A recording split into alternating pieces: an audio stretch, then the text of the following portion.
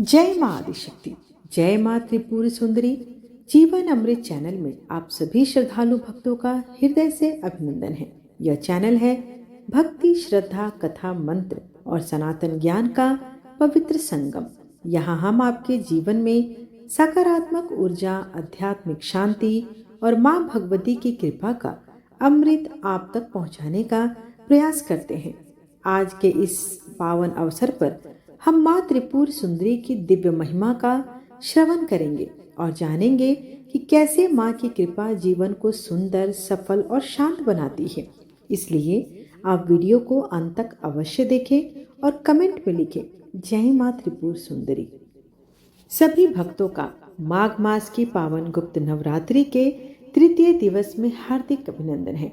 आज हम माँ आदिशक्ति के अत्यंत दिव्य और सौंदर्य स्वरूप का आध्यात्मिक दर्शन करेंगे। महाविद्या माँ त्रिपुर सुंदरी, जिन्हें षोडशी भी कहा जाता है, उनकी महिमा, कथा, भोग और पूजन का रहस्य भी जानेंगे। माँ गुप्त नवरात्रि साधना, तंत्र, मंत्र सिद्धि और आत्मबोध का एक विशेष समय है। माँ त्रिपुर सुंदरी साधक को सौंदर्य, आकर्षण, ऐश्वर्य, प्रेम और आत्मज्ञान प्रदान करती है। माता त्रिपुर सुंदरी शक्ति को सबसे मनोहर श्री विग्रह वाली सिद्ध देवी है। महाविद्याओं में इनका स्थान तीसरा है। 16 अक्षरों के मंत्र वाली इन देवी की अंग कांति उदीयमान सूर्य मंडल की आभा की भांति है। इनकी 4 भुजाएं एवं 3 नेत्र हैं। ये शांत मुद्रा में लेटे हुए सदा शिव पर स्थित कमल के आसन पर विराजमान होती हैं। इनके चारों हाथों में क्रमशः पाश, अंकुश, धनुष और बाण सुशोभित होते हैं। वर देने के लिए सदा सर्वदा तत्पर भगवती का श्री विग्रह सौम्य और हृदय दया से आपूरित है। जो इनका आश्रय ग्रहण कर लेते हैं, उनमें और ईश्वर में कोई भेद नहीं रह जाता। वस्तुतः इनकी महिमा अवर्णनीय है। संसार के समस्त मंत्र तंत्र इनकी आराधना करते हैं। वेद भी इनका वर्णन करने में असमर्थ है। भक्तों को ये प्रसन्न होकर सब कुछ दे देती हैं और अभीष्ट तो सीमित यथावर्च ही है। प्रशांत हिरण्य गर्भ ही शिव है और उन्हीं की शक्ति षोडशी है। तंत्र शास्त्रों में षोडशी देवी को पंचवक्त्र अर्थात 5 मुखों वाली भी कहा गया है। चारों दिशाओं में 4 और एक ऊपर की ओर मुख होने से इन्हें पंचवक्त्रा भी कहा जाता है। देवी के 5 मुख तत्पुरुष, सद्योजात, वामदेव, अघोर और ईशान शिव के 5 रूपों का प्रतीक है। 5 दिशाओं के रंग क्रमशः हरित, रक्त, धूम्र, नील और पीत होने से ये मुख भी उन्हीं रंगों के ही होते हैं। देवी के 10 हाथों में क्रमशः अभय, टंक, शूल, वज्र, पास, खड्ग, अंकुश, घंटा, नाग और अग्नि है। इनमें 16 कलाएं पूर्ण रूप से विकसित हैं, अतएव ये षोडशी कहलाती हैं। षोडशी को श्री विद्या भी माना जाता है। इनके ललिता, राजराजेश्वरी, महात्रिपुर सुंदरी, बाला पंचदशी आदि अनेक नाम हैं। इन्हें आद्य शक्ति माना जाता है। अन्य विद्याएं भोग या मोक्ष में से एक ही देती हैं। ये अपने उपासक को भुक्ति और मुक्ति दोनों ही प्रदान करती हैं। इनके स्थूल, सूक्ष्म, पर तथा तुरीय 4 रूप हैं। एक बार पराअंबा पार्वती जी ने भगवान शिव से पूछा, भगवान, आपके द्वारा प्रकाशित तंत्र शास्त्र की साधना से जीव के आदि व्याधि, शोक, संताप, दीनता, हीनता तो दूर हो जाएंगे, किंतु गर्भवास और मरण के असह्य दुख की निवृत्ति तो इससे नहीं होगी। कृपा करके इस दुख से निवृत्त और मोक्ष पद की प्राप्ति हेतु कोई उपाय बताएं। परम कल्याणमयी पराअंबा के अनुरोध पर भगवान शंकर ने षोडशी श्री विद्या साधना का प्रकट किया। भगवान शंकराचार्य ने भी श्री विद्या के रूप में इन्हीं षोडशी देवी की उपासना की थी। इसलिए आज भी सभी शंकर पीठों में भगवती षोडशी राजराजेश्वरी श्री त्रिपुर सुंदरी की श्री यंत्र के रूप में आराधना चलती है। भगवान शंकराचार्य ने सौंदर्य लहरी में षोडशी श्री विद्या की स्तुति करते हुए कहा है कि अमृत के समुद्र में एक मणिक का द्वीप है और जिसमें कल्प वृक्षों की बारी है। नवरत्नों के 9 परकोट हैं। उस वन में चिंतामणि से निर्मित महल में ब्रह्ममय सिंहासन है, जिसमें पंचकृत्य के देवता ब्रह्मा, विष्णु, रुद्र और ईश्वर आसन के पाए हैं और सदाशिव फलक हैं। सदाशिव के नाभि से निर्गत कमल पर विराजमान भगवती षोडशी त्रिपुर सुंदरी का जो ध्यान करते हैं वे धन्य हैं। भगवती के प्रभाव से उन्हें भोग और मोक्ष दोनों ही सहज ही उपलब्ध हो जाता है। भैरव मल में तथा शक्ति लहरी में इनकी उपासना का विस्तृत परिचय मिलता है। दुर्वासा इनके परमाराधक थे। इनकी उपासना श्री चक्र में भी होती है। ऐसी मान्यता है कि जगत जननी मां ललिता का प्रादुर्भाव माघ मास की पूर्णिमा को हुआ था। आद्य शक्ति भगवती ललितांब की जयंती तिथि को इन भगवती की विशेष आराधना की जाती है। श्री यंत्र निवासिनी भगवती षोडशी महाविद्या ही त्रिपुरांबा, श्री विद्या ललिता, महात्रिपुर सुंदरी, श्री माता त्रिपुरा आदि नामों से सुविख्यात है। ललिता नाम की व्युत्पत्ति पद्म पुराण में लिखित है। उसमें कहा गया है कि लोकान तित्ते ललते ललिता तेन चोच्यात, जो संसार से अधिक शोभाशाली है वही भगवती ललिता है। श्री विद्या के लीला विग्रह तो अनंत है। श्रीमती त्रिपुर सुंदरी ललिता महाविद्या के विषय में कुछ भी लिखना सहज नहीं, क्योंकि अनंत का जितना भी वर्णन करे कम ही होता है। परंतु ऐसा होने पर भी ललितांबा में जो उनकी महिमा वर्णित हुई है, साथ ही ब्रह्मांड पुराण, त्रिपुरा रहस्य आदि पुरोहित इतिहासों में भी इसका माध्यम मिलता है। महात्रिपुर सुंदरी माँ की इस भक्ति में हम लग जाए तो निश्चय ही हमारा जीवन सफल हो जाता है। ललिता माँ के प्रादुर्भाव के संदर्भ में ब्रह्मांड पुराण के उत्तर खंड में जो मुख्य कथा वर्णित है वो कुछ इस प्रकार है कि पूर्व काल में भगवान शिव जी की क्रोधाग्नि द्वारा दग्ध कामदेव की उस भस्म से गणेश जी के साथ खेलने के लिए भगवती पार्वती जी ने एक पुतला बनाया और उसको प्राण युक्त कर दिया। तब उस तमोगुंडी पिंड में भगवती रमा के द्वारा शापित माणिक्य शेखर के जीवन का प्रवेश होने से पिंड ने भयंकर रूप धारण कर लिया। यही भंडासुर की उत्पत्ति का निमित्त बन गया। गणेश जी ने उस बालक का मार्गदर्शन करने हेतु उसे भगवान की आराधना करने की प्रेरणा दी, तो उस भंड नाम के असुर ने श्री शिव शंकर जी की उग्र तपस्या की और उनसे अभयवर प्रदान कर लिया कि त्रिलोक आधिपत्य करते हुए देवताओं के हवीर भाग का भी स्वयं भोग करना आरंभ किया। दुष्ट भंडासुर जब इंद्राणी का हरण करने की सोचने लगा तो इंद्राणी उस असुर के डर से गौरी के निकट आश्रयार्थ पहुंची। इधर भंड ने विशुक्र को पृथ्वी का और विसंग को पाताल का आधिपत्य दिया। उस दुष्ट ने स्वयं इंद्रासन पर आरूढ़ होकर इंद्रादि देवताओं को अपनी पालकी ढोने पर नियुक्त किया। दैत्य गुरु शुक्राचार्य जी ने दयावश होकर इंद्रियों को इस दुर्गति से मुक्त किया। असुरों की मूल राजधानी शोणितपुर को ही मयासुर के द्वारा स्वर्ग से भी सुंदर बनवाकर उसका नया नाम सुनियकपुर रखकर वहीं पर भंड दैत्य राज्य करने लगा। स्वर्ग को उसने नष्ट कर डाला। दिक्पालों के स्थान में अपने बनाए हुए दैत्यों को ही उसने बैठाया। इस प्रकार 105 ब्रह्मांडों पर उसने आक्रमण किया और उन पर अपना अधिकार कर लिया। अनंत भंड दैत्य ने फिर घोर तपस्या कर शिव जी से अमरत्व का वरदान पाया। इंद्राणी ने गौरी का आश्रय पाया और यह सुनकर दुष्ट भंडासुर दैत्य सेना के साथ कैलाश गया और गणेश जी की भर्त्सना कर उनसे इंद्राणी को अपने लिए मांगने लगा। भंडासुर की ऐसी दुष्टता देखकर गणेश जी क्रुद्ध होकर प्रथम आदि गणों को साथ लेते हुए उससे युद्ध करने लगे। अपने पुत्र गणेश को युद्ध प्रवृत्त देखकर गणेश जी की सहायता करने के लिए भगवती गौरी अपनी कोटि कोटि शक्तियों के साथ युद्ध स्थल में आकर दैत्यों से युद्ध करने लगी।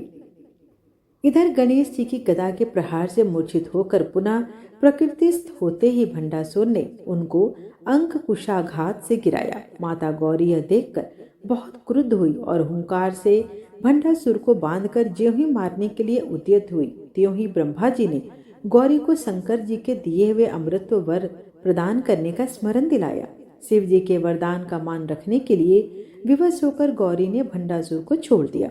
इस प्रकार भंड दैत्य से त्रस्त होकर इंद्रादि देवों ने देवगुरु बृहस्पति जी की आज्ञानुसार हिमाचल में त्रिपुरा देवी के उद्देश्य से तांत्रिक महाभाग याग करना आरंभ किया। इसमें श्री सूक्त से हवन भी किया गया। अंतिम दिन याग समाप्त होने पर जब देवगण श्री माता की स्तुति कर रहे थे, इतने में ही ज्वाला के बीच में महाशब्द पूर्वक अत्यंत तेजस्विनी त्रिपुरंबा प्रादुर्भूत हुई। उस महाशब्द को सुनकर तथा उस लोकोत्तर प्रकाश पुंज को देखकर देव गुरु बृहस्पति को छोड़कर बाकी सब देवतागण बधिर तथा अंध होते हुए मूर्छित हो गए। साक्षात ललितांबा को समक्ष देख देवगुरु तथा ब्रह्मा जी ने हर्ष गदगद स्वर से श्री माता की स्तुति की। श्री माता ने प्रसन्न होकर उनका अभिष्ट पूछा। उन्होंने भी भंडासुर की कथा सुनाकर उसके नाश की प्रार्थना की। माता ने भी उस दुष्ट असुर को मारना स्वीकार किया और मूर्छित इंद्रादि देवों को अपनी अमृतमय कृपा दृष्टि से चैतन्य करते हुए अपने दर्शन की योग्यता प्रदान करने के लिए उनको विशेष रूप से तपस्या करने की आवश्यकता बतलाई। देवता लोग भी माता की आज्ञा अनुसार तपस्या करने लगे। इधर भंडासुर ने देवों पर धावा बोल दिया। कोटि कोटि सैनिकों के साथ आते हुए भंड दैत्य को देखकर देवों ने त्रिपुरांबा की प्रार्थना करते हुए अपने शरीर अग्नि कुंड में अर्पित कर दिए। भगवती त्रिपुरांबा की आज्ञानुसार ज्वाला मालिनी शक्ति ने देवगणों के चारों ओर एक ज्वाला मंडल प्रकट किया। देवों को ज्वाला में भस्मीभूत समझकर भंड दैत्य सैन्य के साथ वापस चला गया। दैत्य ने जाने के बाद देवतागण जब अपने अवशिष्टों की पूर्णाहुति करने के लिए ज्यों ही उद्यत हुए, त्यों ही ज्वाला के मध्य से तड़िक पुंज निभा त्रिपुरांबा आविर्भात हुई। देवलोगों ने जय घोष पूर्वक पूजन आदि द्वारा भगवती ललिता की स्तुति की। त्रिनेत्रा दिव्य आभूषण भूषित लाल वस्त्र पहनी हुई माता ललिता ने ईख का धनुष, पुष्पों से मंडित बाण, पास तथा अंकुश धारण किया हुआ था। सृष्टि स्थिति संहार निग्रह अनुग्रह रूपी पंच कृत्य करने वाले देवों ब्रह्मा विष्णु रुद्र और ईश्वर सदाशिव के अनुरोध से भगवती ने उन्हें अपना सिंहासन बनाया। समस्त देवताओं के अनुरोध से वे दो रूप में विभक्त होकर श्री कामेश्वर व श्री कामेश्वरी बन गई। भगवान कामेश्वर शिव का भी श्री कामेश्वरी शिवा भगवती ललिता जैसे ही चतुर्भुज रूप था। देवों को अपना दर्शन सुलभ हुआ, इसलिए श्री माता ने विश्वकर्मा के द्वारा सुमेरु शिखर पर निर्मित श्रीनगर में सर्वदा निवास करना स्वीकार किया। भगवती ने श्री नारद जी द्वारा सुन्यतपुर में भंडासुर के पास संदेश भिजवाया कि वह देवताओं को सताना छोड़ दे, लेकिन वह दुष्ट नहीं माना। उसके बाद श्री माता ललितांबा ने देवों की प्रार्थना के अनुसार श्री चक्रात्मक रथ पर आरूढ़ होकर भंड दैत्य को मारने के लिए प्रस्थान किया। महाभयानक युद्ध प्रारंभ हुआ। श्री माता ने कुमार श्री महागणपति तथा कुमारी बालंबा ने भी युद्ध में बहुत पराक्रम दिखाया। श्री माता की मुख्य दो शक्तियां मंत्रिणी राजमातंगेश्वरी और दंडिनी वाराही और भगवती बाला त्रिपुर सुंदरी ने व अन्य अनेक शक्तियों के अपने प्रबल पराक्रम के द्वारा दैत्य सैन्य में खलबली मचा दी। एक बार वह स्वयं ही हिरण्याक्ष, हिरण्यकशिपु, रावण, कुंभकर्ण, शिशुपाल, दंतवक्र, कंस आदि असुरों के रूप में आया, लेकिन राजराजेश्वरी भगवती ने अपनी करा उंगलियों के अग्रभाग से ही श्री हरि नारायण के 10 अवतार प्रकट करके उन सबको असुरों का संहार कर दिया। अंत में बड़ी कठिनता से उपस्थित होने पर जब श्री माता ने महाकामेश्वर अस्त्र चलाया, तब सब परिवार भंड दैत्य मारा गया, क्योंकि शिव वरदान के कारण अन्य किसी प्रचलित अस्त्र से उसकी मृत्यु नहीं हो सकती थी। देवों का भय दूर हुआ और वे पूर्ववत स्वर्ग में अपने अपने पदों पर अधिष्ठित हो गए। दैत्य द्वारा आक्रांत 105 ब्रह्मांडों में भी पुनः चैन की बंसी बजने लगी। आइए अब हम सुनते हैं माता त्रिपुर सुंदरी के उत्पत्ति की कथा। भागवत पुराण में कथा है कि देवी सती जब पिता दक्ष द्वारा आयोजित यज्ञ में बिना निमंत्रण के जाने के लिए भगवान शिव की आज्ञा मांग रही थी, तब भगवान शिव ने उनकी यह इच्छा अनसुनी कर दी। इससे रुष्ट होकर सती ने महाकाली का भयावह रूप ले लिया।